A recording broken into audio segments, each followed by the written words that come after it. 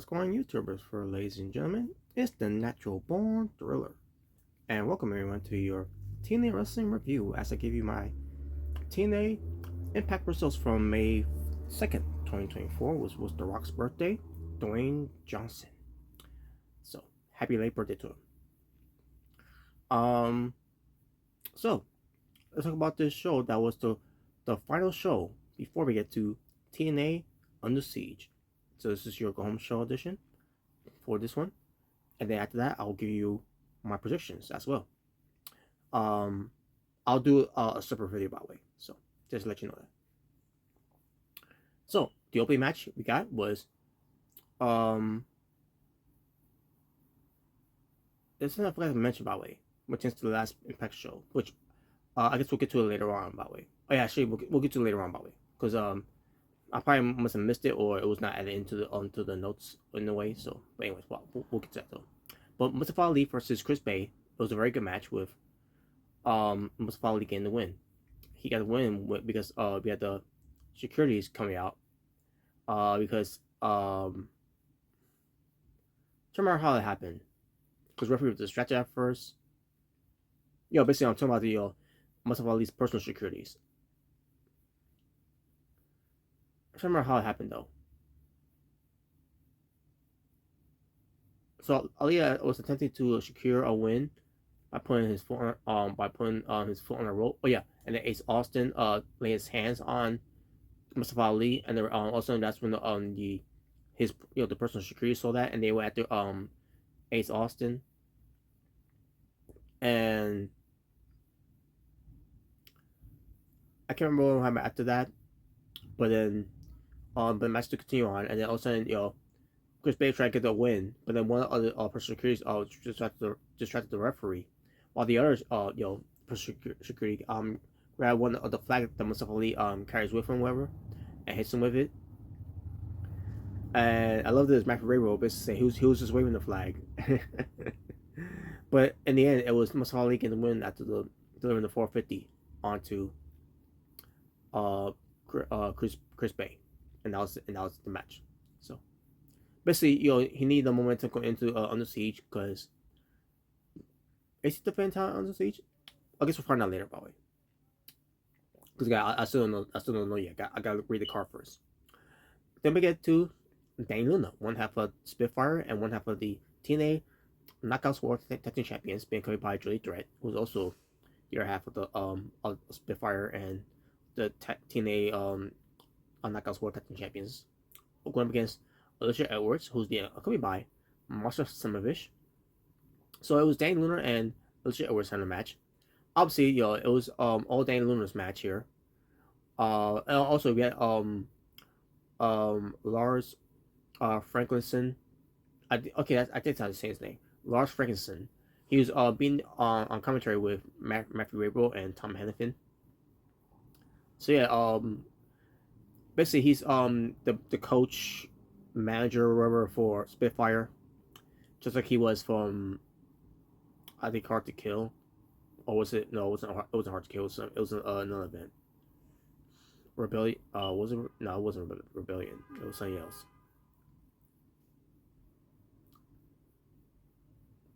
Can't remember what event it was.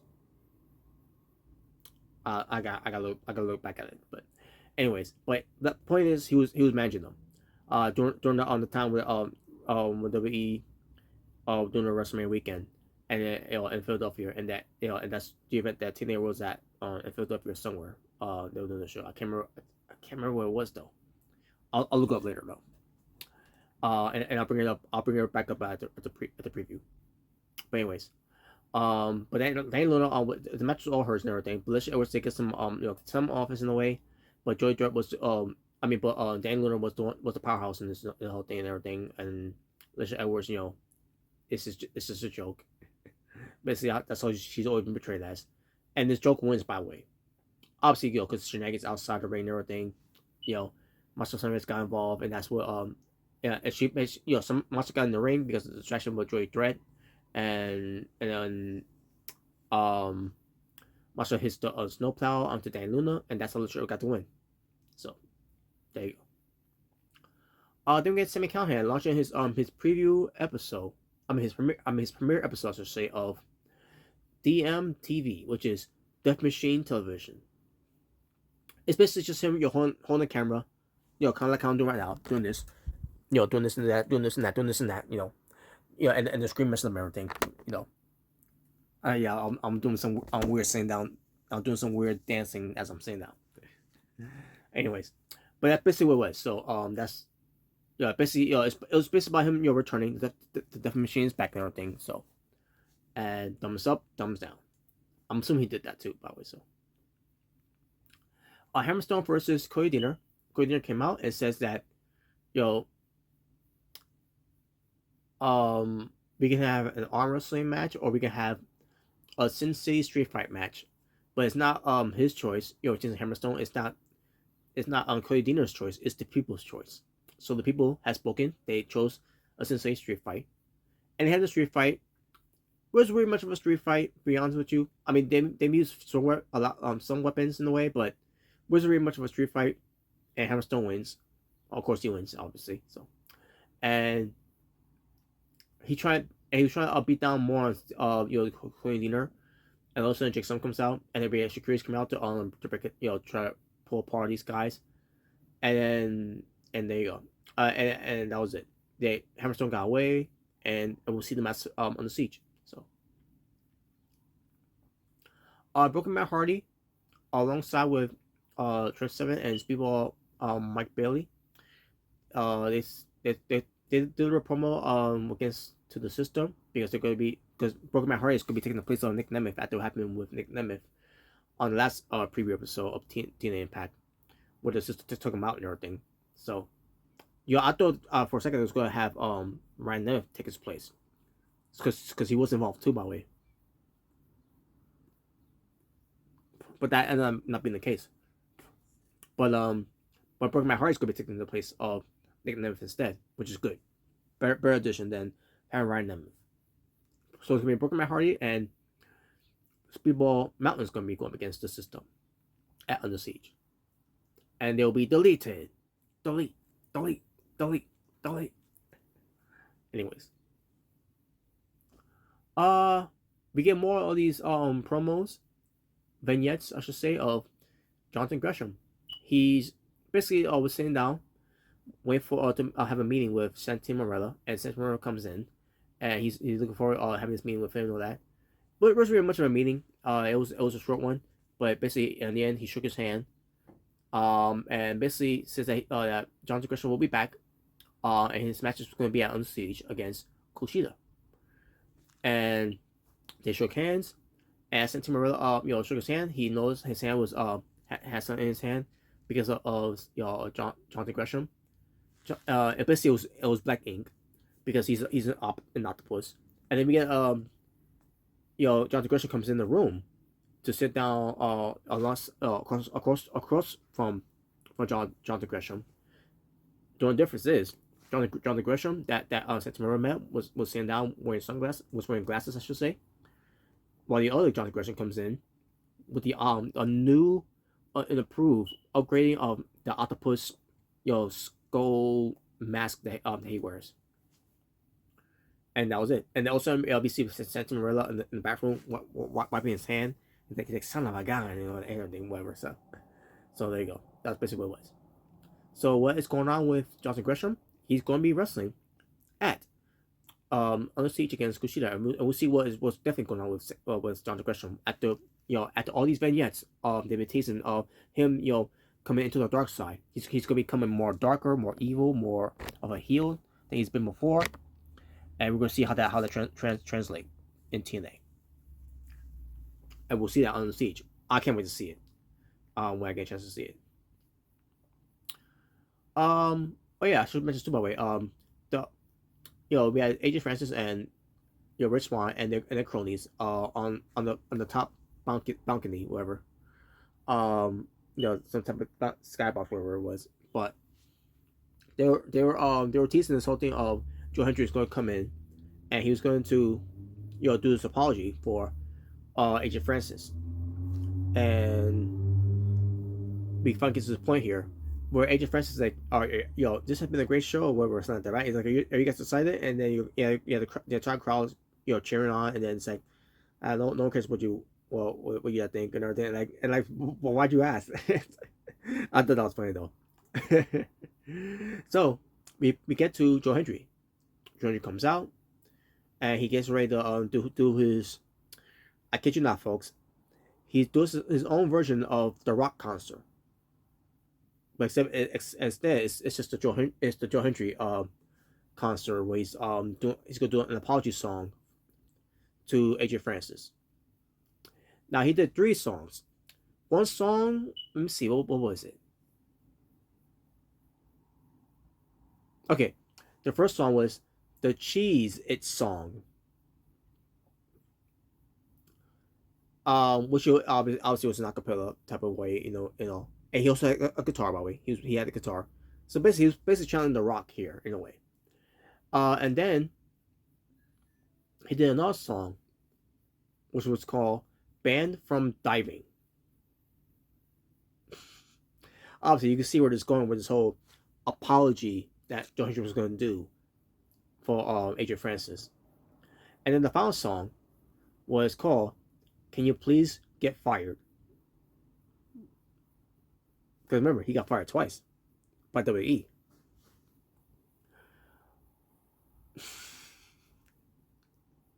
Now here's the thing, folks. The first 2 songs they did, I guess it was supposed to be like a chorus song for some other songs that it was going to do. And the reason I said it is because the third and final song was the one I recognized. Recognized pertains to the the tone and just the rhythm of it, and then and then when it comes to when it comes to the on to listen to it at along, it's basically a cover song, or you could say a parody song in a way of "Higher" by Creed, and then from there, like, I couldn't help but to laugh and everything. I mean, I laughed at the other one was too, but not like this one, because this one I knew what this was. This was a parody song from. Um, can you please get fire? Can you take me higher? I cannot believe it, and I cannot believe I'm actually saying this. I think Joe Hendry just run me over. I'm not saying that I believe in Joe Hendry though. Which, by the way, that song is out. By the way, that song is out for anyone to listen to on Spotify, iTunes. Which, yeah, I'm not kidding you, folks. I am dead serious. Joe Hendry, who's a singer, by the way, who's also a wrestler, but he's got a song out that's called "I Believe in Joe Hendry," and it's out right now on iTunes and Spotify. Look it up. Good song too, by the way. It's a good song, but um, but here's the thing I don't like about Joe Hendry. His gimmick is awful. To me, it's awful. The whole thing of "I believe in Joe Hendry," and then everybody starts clapping along, just for the sake of clapping. Put Jimmy Hater in that segment, and I guarantee you, she will not do the crap. It'd be like having Jimmy Hater on being trying to do the whole thing of Dr. Britt Baker doing the whole DMD, and guess what? She still has never done that. So, uh but obviously AJ Francis was completely livid. So, this is a game. This is a game. You think I'm a game? You think I'm a game? I was like, hey. He should have said that, by the way. But anyways, Trey Miguel versus Ace Austin. Now here's the thing with this one, the ballot vote that they did. I can't remember what it was called now, but the ballot that they did, where it tends to voting, the Rascals obviously the vote for Trey Miguel, because while this whole thing was going on with James something and Hammerstone was fighting and all that, and Santa was distracted with that, and then that's when the Rascal came in and they put their names in, they put the name, obviously it was Trey Miguel's name obviously in there into the ballot box. Yeah, that's what the ballot box. And then the results came out with his being Trey Miguel. He ends up getting the vote, and because of that, the one who came close to it was Ace Austin. So they had a match between these two. You're reaction those are that rivalry between those two. So when the match happens, it's a damn good match. Um, Obviously, when it comes to a match like this, also you it has shenanigans too, which we did. But in the end, it didn't matter because Ace Austin gets the win. He got the fold onto Trey Miguel and gets the win, and now he gets a shot of the X Division Championship at Under Siege. And now I know for sure that it's gonna be for the title at Under Siege against Mustafa Ali. So Ace Austin versus um Mustafa Ali for the X Division Championship. That should be something, by the way. Um, so they announced something about Frankie Kazarian and Steve Macklin are going to head to Under Siege to settle to set the record straight, to set the record straight, I guess, whatever. I don't know. I don't know. We'll see. I know it's going to lead to a tag team match on the show, but we'll see. The personal concierge introduces Trash by Elegance because, even though she lost a match against Sarah Brookside, doesn't matter because she's going to be at ringside. She's going to be there to watch the match between Jordan Grace as she defends her TNA Knockouts Championship. Now here's the thing. I think it was for the title, but then it said it wasn't. Let me see here, because I could have swore that they said it was for the title.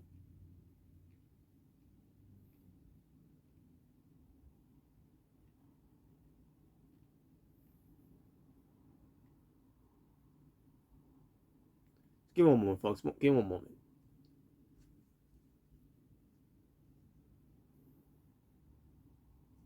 Because again, I remember I was reading to the from the results of it before with Jordan Grace, talking about her matching for Rebellion, and I could have swore that it said that she was going to give a title shot against um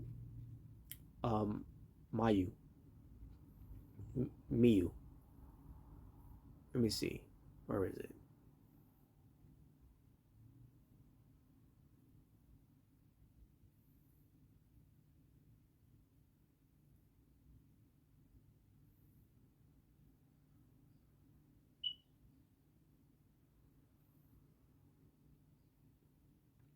Yeah, see, it is for the title. Um, Now I don't know. I don't know. Again, if the match was for the title, I don't think they mentioned it was for the title. I could have sworn it was because I could have sworn I saw they made a ring announcement. That it was for the title. I gotta look back at it to see how to see. But the point is, it was a match between Jordan Grace facing Miyu Yamashita. Um, you know, so we know Jordan Grace as the Juggernaut, and we know that she's a TNA Knockouts world champion, and she's going up against a returning Miyu Yamashita, who is the Pink Striker.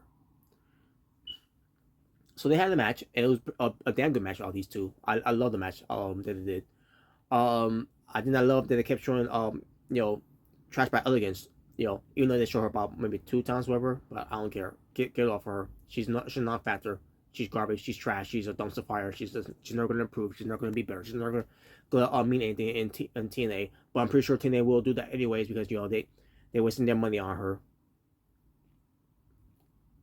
But anyways, in the end, it was Strong getting the win, and after the match, Miyu and Dragish show respect, and that was it. And all of a sudden we get Steph Delaney coming out, and trying to blindside Dragish, but she saw it coming, and then Khan comes in and attacks her, and then he's going to tease Steph in the neck again, and guess what they did, folks? The lights went out again.